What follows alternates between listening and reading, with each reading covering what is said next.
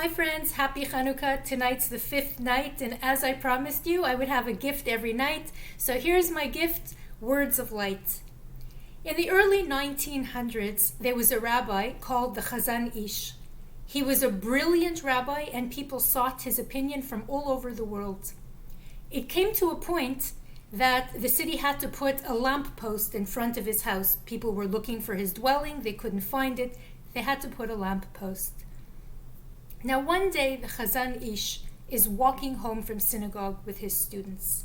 He's walking towards his apartment, his home, the lamppost.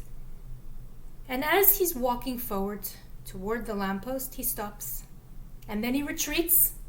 Then he goes forward again. Then he goes back. And it goes on a few times. His students are at a loss. They have no idea why their rabbi is doing this. And he says to them, "This lamppost is like the light of God. When we are far away, look at our shadows. They're distorted, they're huge, they're vulgar, they have no semblance to reality.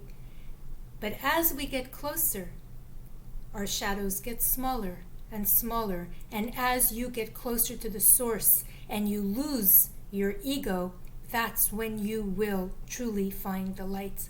Like Moshe Rabbeinu, he was luminescent with the light of God, with Torah. Why? Because he had no ego. So he was able to absorb the light and to exude the light. How many of us are so far away from the light that our life seems like it's a distortion and casting vulgar shadows? We don't understand things, we're lost in darkness, we're confused, we have heartache, we have pain, we have so many challenges, and we just don't know where to turn. But if we would turn to Hashem and get closer to the lamppost, then all those shadows would dissipate, and the truth would be very clear. And there are no guarantees still that we would have not heartaches and we wouldn't have hardships and all types of things. But we would understand them for what they are. They are all from Hashem. There's a joke about a man who lost something in the street, and his friend passes by. He says, "What are you doing?" He says, "Oh, I'm looking for something." So he says, "Okay, I'll help you look. Where did you lose it?" He goes, "Oh, I lost it all the way over there." So he says, "Well, if you lost it over there, why are you looking here?" And he goes, "Well, this is where the lamp is. This is where the lamppost is." Again, how many of us are looking for something in the wrong place?